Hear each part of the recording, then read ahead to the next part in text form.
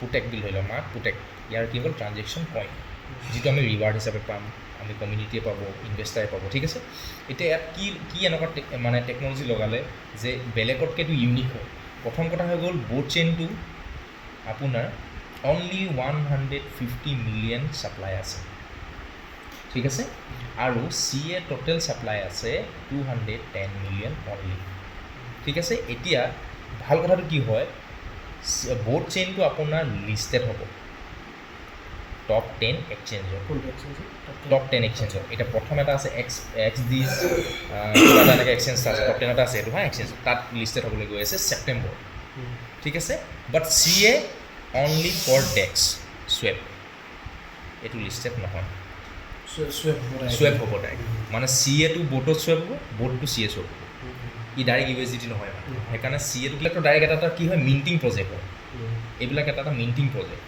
ঠিক আছে মই ধৰি লওক এতিয়া কমিউনিটিয়ে অকলে ইয়াত কি কৰিব পাৰিব চি এ পাব ইয়াত কোনো ট্ৰেডাৰে কোনো বেলেগ বাহিৰৰ মানুহে ইয়াক কিনিব নোৱাৰে ছিষ্টেমত আহিব লাগিব মানুহ বুজি পাইছেনে ইয়াত ট্ৰেড নহ'ব ইয়াত ট্ৰেড ক'ত হ'ব বোটত হ'ব ঠিক আছে এতিয়া চাওক ইয়াত স্পেচিয়েলিটি কি আছে মাইনিং বিলে মই কৈছোঁ 40,000 চি এ ডেইলি আহিব মাৰ্কেটত চাৰ্কুলেটিঙত ঠিক আছে এতিয়া ছাপ'জ মই আজি ইনভেষ্ট কৰিলোঁ মই ক'ৰ পৰা পাম 40,000ৰ পৰাই মোৰ এটা কটা পাম ডেইলি 40,000 লিমিটেড ছাপ্লাই আছে আপুনি ধৰি লওক 40,000 আছিল ধৰি লওক মাৰ্কেটত চাৰ্কুলেটিঙত ঠিক আছে এতিয়া প্ৰত্যেক দুবছৰ মই 10% কি কৰিব বাৰ্ণ কৰিব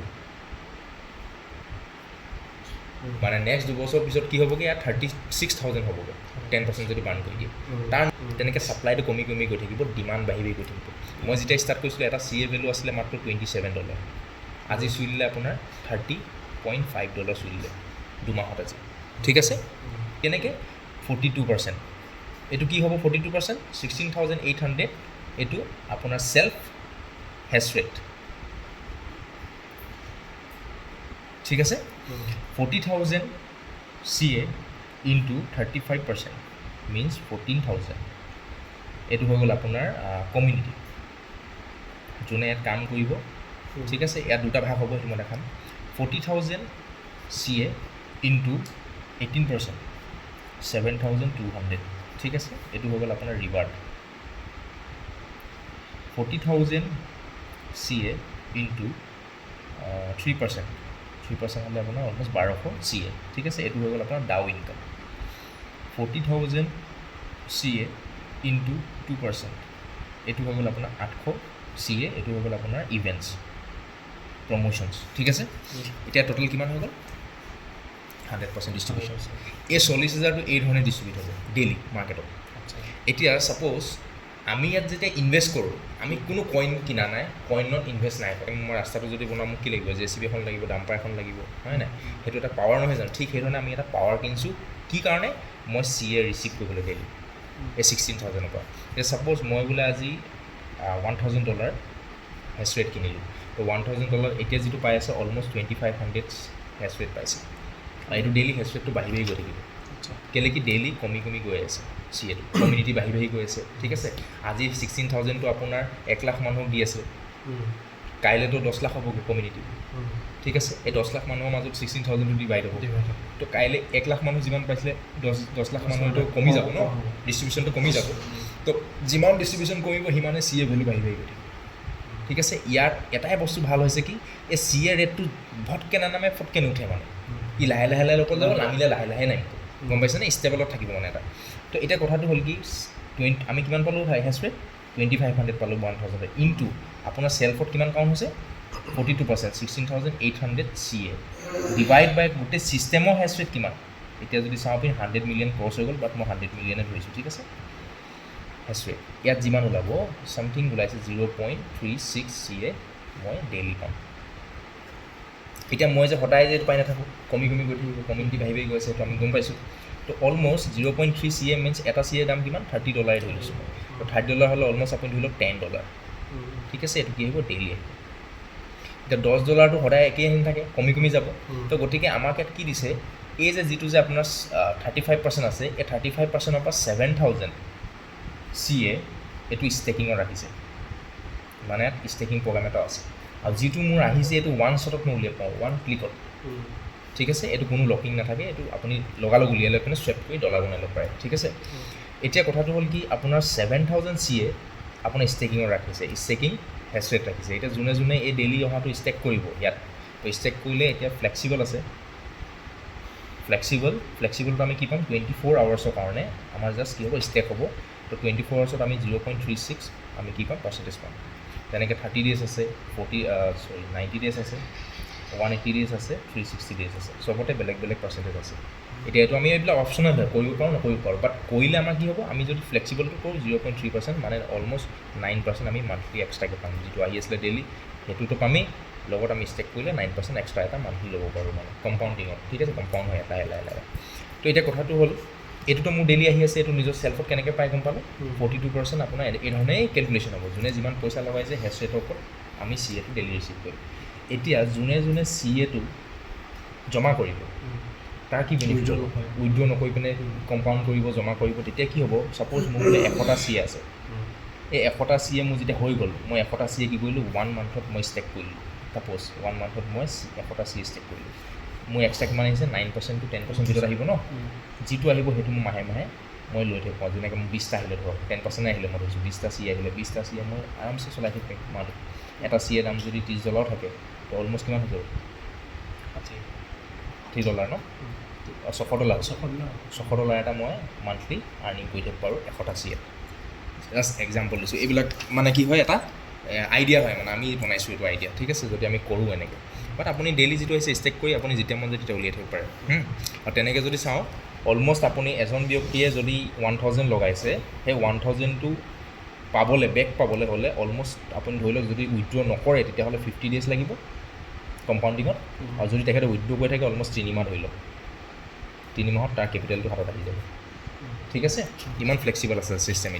এতিয়া বাকীখিনি আমি চাওঁ 40,000ত কি হ'ল 3500 7000 ষ্টেকিঙত গ'ল, আৰু থাকিলে কিমান 7000।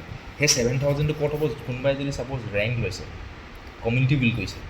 এতিয়া কমিউনিটি বিল্ড কৰিলে আমাৰ এক্সট্ৰা বেনিফিট আছে, ৰিৱাৰ্ড আছে, আপোনাৰ চেলাৰী টাইপৰ আছে, ঠিক আছে। এতিয়া আপুনি মিনিমাম V0 বুলি এটা ৰেংক আছে, যিটো কোৱালিফাই কৰিবলৈ আপোনাৰ আইডিত মিনিমাম $300 থাকিব লাগিব, ঠিক আছে। এতিয়া ইয়াত ছিষ্টেমত কৈছে আপোনাৰ উইকাৰ লেগটোহে কাউণ্ট হয়, মানে উইকাৰ লেগটোত যেতিয়া বিজনেছ কোৱালিফাই হ'ব তেতিয়াহে আপুনি ৰেংক এচিভ কৰিব। এতিয়া উইকাৰ লেগত কিমান কৈছে, প্ৰথম ৰেংকটো V0 কাৰণে $3000 লাগিব বুলি কৈছে। এতিয়া $3000টো আমি কেনেকৈ কৰিছোঁ সেইটো আমাৰ ওপৰত ডিপেণ্ড কৰিব।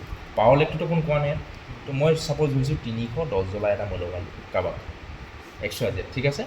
তেনেকৈ মই কি কৰিলোঁ 10জনক এনেকৈ লগালোঁ, আপোনাৰ 10জনক 300কৈ লগালোঁ ইনটু 10 ডাইৰেক্টত লগালোঁ মোৰ ৰেফাৰেল লিংকত। তো কিমান হৈ গ'ল আপোনাৰ $3000 হৈ গ'ল। এইটো হৈ গ'ল পাৱাৰ, এই গোটেই লেগখিনি কাউণ্ট হৈ গ'ল উইকাৰ। এইটো এটা কি আছে গেম প্লান, যে শ্বৰ্টকাটত কেনেকৈ আমি ৰেংক V0 লগ পাওঁ, মানে শ্বৰ্টত মানে আমি ডাইৰেক্ট ৰেফাইলতহে ওলাব পাৰোঁ, কাকো ছাপৰ্ট দিব নহয়, এইটো ডাইৰেক্ট ৰেফাইলত কৰিলে আপুনি পালে মানে।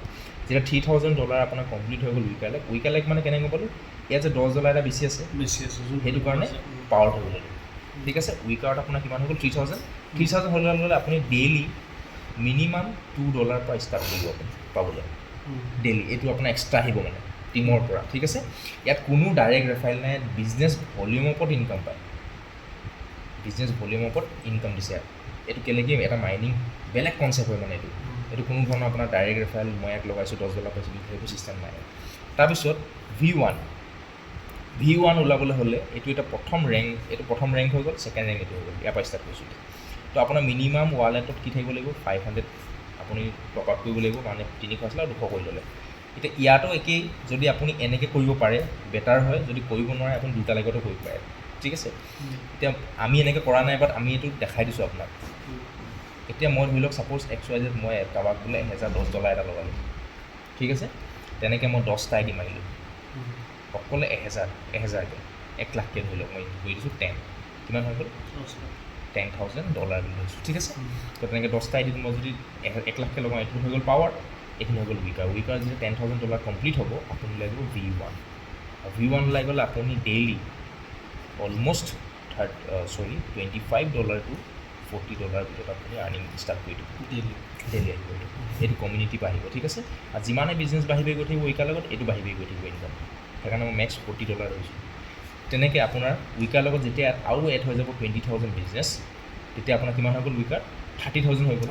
30,000 হৈ যোৱাৰ লগে লগে আপুনি V2 ওলাই গ'ল। V2 ওলালে আপোনাৰ 500 আছিলে আৰু 500 এড কৰি দিব লাগিব, তাৰমানে কিমান $1,000 আপুনি কৰিব লাগিব ইয়াৰ ইনকামটো পাবলৈ হ'লে।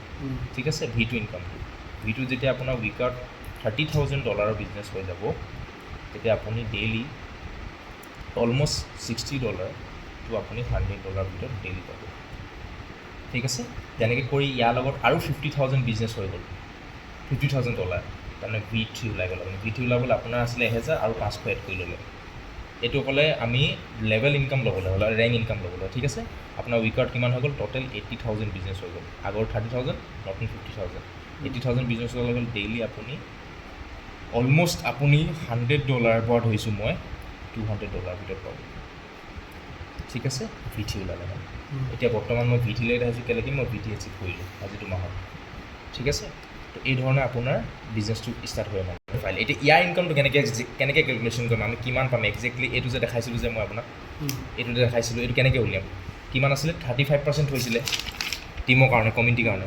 তো 35% ভিতৰত 7,000 গুচি গ'ল আপোনাৰ ষ্টেকিঙত, আৰু 7,000 কি হৈ গ'ল ৰেংক ইনকামত। এতিয়া 7,000 ইনটু আপোনাৰ টোটেল উইকাৰ লগত কিমান হেচ ৰেট হৈছে, ইয়াত ধৰিছোঁ মই 3,000 হৈছে। 3,000 মিনছ অলমষ্ট আপুনি ধৰি লওক 4,000 প্লাছ হেচ ৰেট পাব। হেচ ৰেট যিমান পাব হেচ ৰেটটো মাৰি দিব আপুনি, ই ডিভাইড বাই ছিষ্টেম হেচ ৰেট কিমান, এইটো অকল ফৰ্মুলাত ইনকাম আহিছে হা। ইয়াত যিমান ওলাব আপুনি সেইটো পাব দেই, ৰিচিভ কৰিব বেছি। এইটো ছেইম তেনেকৈ মাৰিব লাগিব, উইকাৰ লগত কিমান হেচ ৰেট হৈছে, টোটেল ছিষ্টেম হেচ ৰেট কিমান, এনেকৈ এইটো কেলকুলেশ্যন, এইটোৱে ফৰ্মুলা হয়, এইটো টিমৰ হা টিম। এতিয়া হৈ গ'ল, এইটো হৈ গ'ল আপোনাৰ 18%টো আপোনাৰ এইটো এটা বেলেগ ছিষ্টেমত দেখাইছে, এইটো মই পিছত ক'ম অকণমান। এতিয়া 40,000 CA টো 3% ৰাখিছে, কিহৰ কাৰণে ডাও কাৰণে। ডাও মানে আপোনাৰ যেনেকৈ V1 আছে, V2 আছে, V3 আছে, তেনেকৈ কৰি কৰি V7 আছে, V8 আছে, V9 আছে, V10 এতিয়ালৈকে।